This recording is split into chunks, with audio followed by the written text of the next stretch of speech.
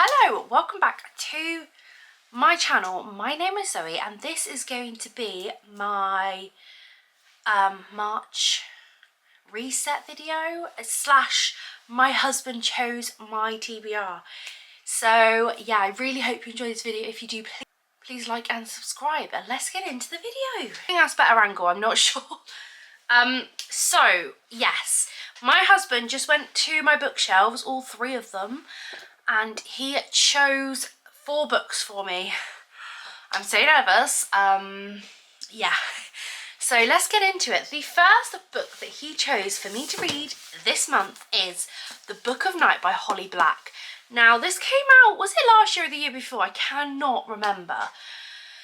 But I have been really wanting to read this. It's the Black Sprayed. I can't remember where I got it from. Yeah, it's a very beautiful book. But this is about Charlie Hall has never found a lock she couldn't pick, a book she couldn't steal, or a bad decision she wouldn't make. She spent half of her life working for glow-mists, magicians who manipulate shadows to peer into locked rooms, strangle people in their beds, or worse. Glow-mists guard their secrets greedily, creating an underground colony of grimnories,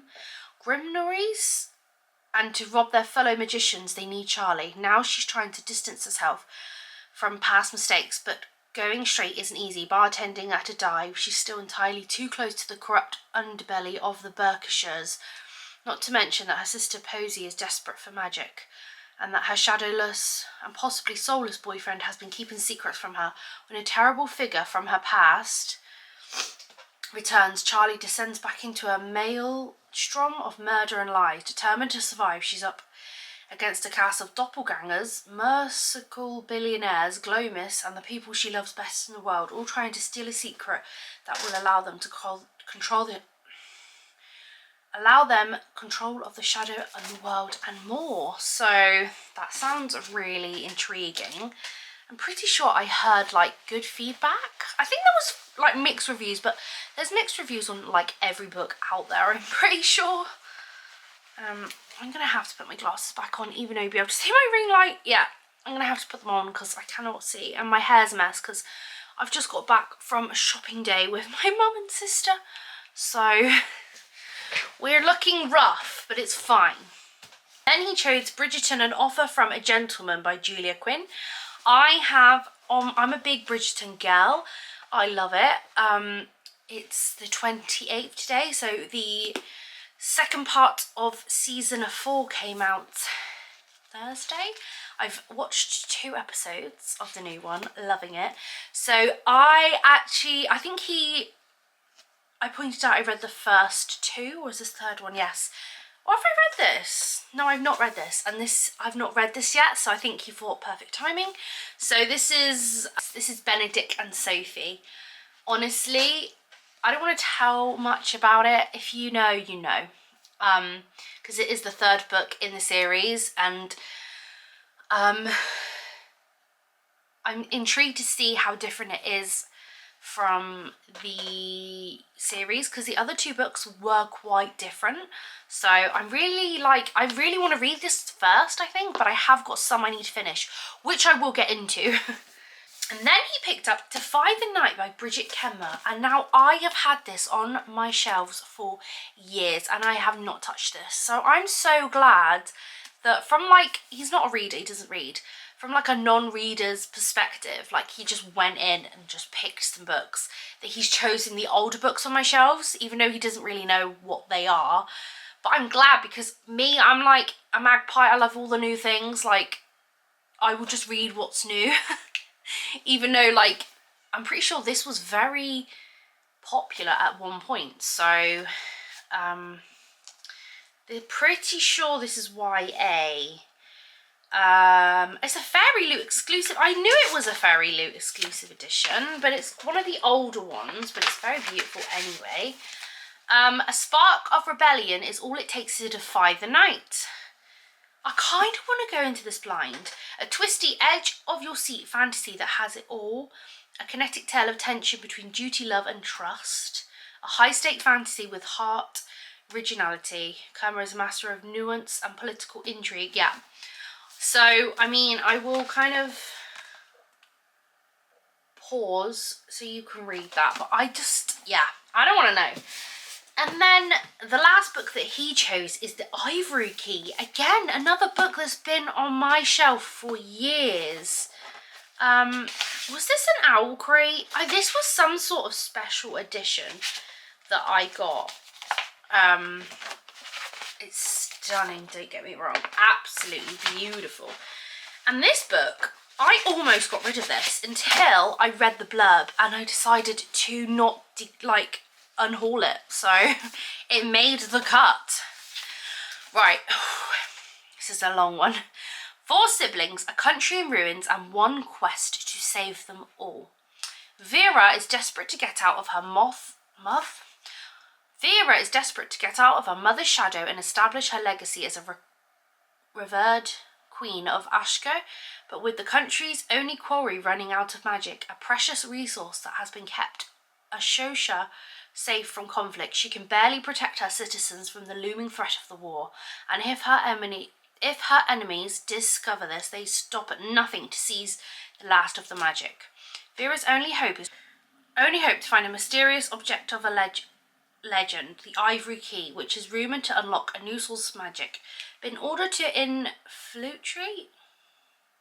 infiltrate enemy territory and retrieve it, she must reunite with her siblings, who have been torn apart by the different paths of their lives have taken. Each of them have something to gain from finding the Ivory Key, and even more to lose if they fail. Ronak plans to sell it to the highest bidder and to escape from his impending political marriage. Caleb, falsely accused of assassinating the former Maharani, needs to clear his name, and Raya, a runaway who cut all family ties, seeks the key to prove her loyalty to the rebels who want to strip the nobility of its power. They must work together to survive the treacherous journey, but with each sibling having boring secrets and their own agendas, the very thing that brought them together could tear their family, their world, for good. Like, that sounds really good. When I nearly got rid of it, I was like, why did I nearly get rid of it? I will never know. And I cannot find it, but it is the last day of February and I'm definitely not going to finish this book. So I am like 150 pages into Powerless, which is the 4th book in the Powerless series by Lauren Roberts, I want to say. I think so. So yeah, I'm going to roll that in to March so I can finish it. And then there is a novella which is called Powerful, which I think I want to put on this TBR too, but I don't own it because, annoyingly enough, the works have brought out the first 4 in the lovely sprayed edges, but Powerful is not out in paperback, so that's really annoying. But I'll probably read it on audio anyway, so it doesn't matter too much, but I would like to have it in my collection when it comes out. I think that's all the books on this TBR. I feel like we have got we've got a lot of fantasy going on, do not get me wrong. 3 fantasy books, is that going to be doable? I have no idea. And 1 romance as a little taster. 4 fantasy books, because Fearful, what's it called? Fearful, oh my god, I don't know, I'll put it across the screen what the 4th one's called, I cannot remember. And yeah, so it's nice that I've got a romance book as well. So yes, I am going to incorporate the reading journal part of this video now. I was not happy with my February spread. I thought it would turn out so much better. I'm not very good at freehanding drawing, but it does not matter because I kind of made it work a little bit, but who knows. So yeah, we're gonna do, I don't know what I'm gonna do yet. I have no idea what I'm gonna do for my March spread, but let's take it away.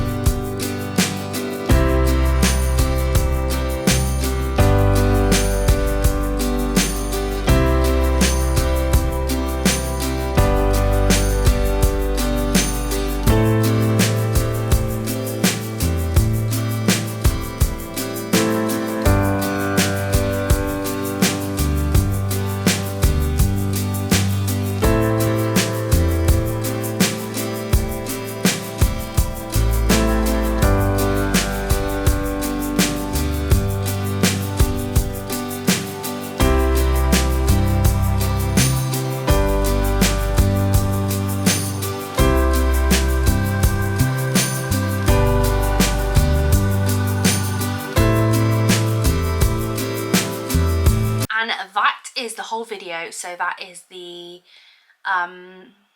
TBR, my husband choose my TBR, and the reading journals part. So I really hope you enjoy this video. I hope you enjoyed the reading journal aspect of this. What is on your TBR? Let me know. And yeah, I really hope you enjoyed this video. If you do, please like and subscribe, and I will see you in the next one.